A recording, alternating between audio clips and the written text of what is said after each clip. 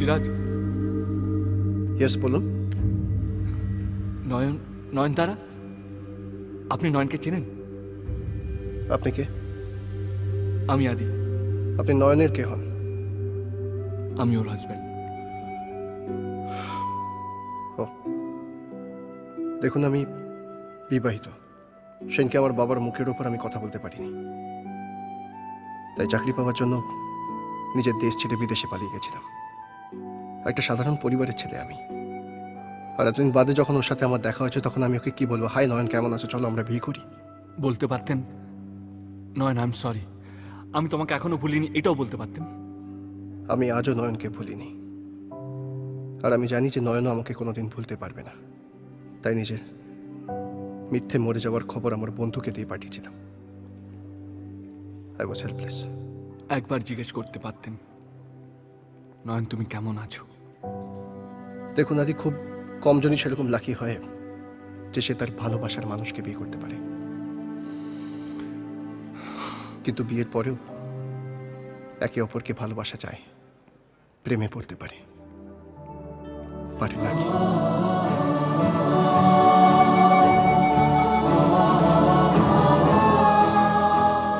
আপনি নয়নকে ভালো রাখবেন। চলি। সিরাজ, সিরাজ,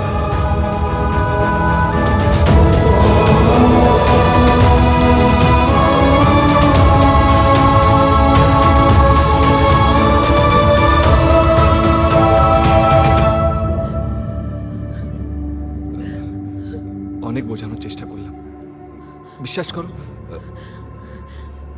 কিন্তু আমার কথাটাই শুনলো না। আমি কি ভেবেছো কি তুমি নিজেকে? হিরো, মহান হতে গেছিলে। শোনো, ও আমার কাছে মারা গেছে, তুমি বেঁচে আছো, কিন্তু তোমার আমার কথা শোনার এক মুহূর্ত ধৈর্য নেই। ভীষণ তাড়া তোমার। কি করে ভুল বোঝা যায় আর সেটাকে ধরে তিল থেকে তাল। সেদিন রাতে আমি তোমাকে সবকিছু বলতে চেয়েছিলাম আদি, আর তুমি বুঝে নিলে আমি তোমাকে ডিভোর্স দিতে চাই। আজ যখন আমি এসে বললাম তোমাকে সিরাজকে দেখেছি, তুমি চলে গেলে ওর কাছে। লজ্জা করলো না? তুমি তুমি একজন অসহ্য লোক। তোমার সাথে থাকা ইম্পসিবল। আমি আর তুমি কোনোদিনও এক হতে পারবো না।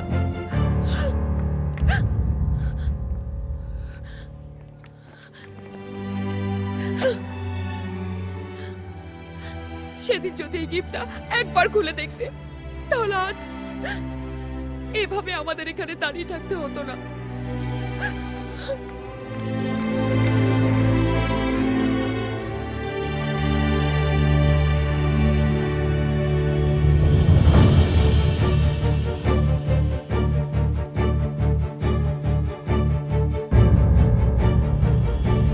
তবে সবার সামনে খুলবে না। It's very special. অনেক খুঁজে তোমার জন্য নিয়ে এসেছি, শুধু তোমারই জন্য। নয়ন, না দি, আমি আর তোমার জন্য দাঁড়াবো না। তুমি যাও নয়ন, তুমি তোমার মদের দোকানে ফিরে যাও, ওটাই তোমার জীবন। স্টপ।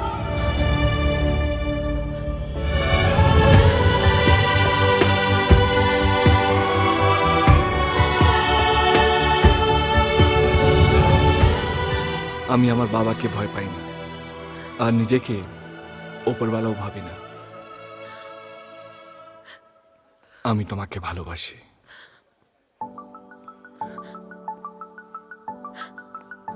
সরি ভাইটু। শোনো, আমার অলরেডি বয়ফ্রেন্ড আছে, ফিট অ্যান্ড ফাইন।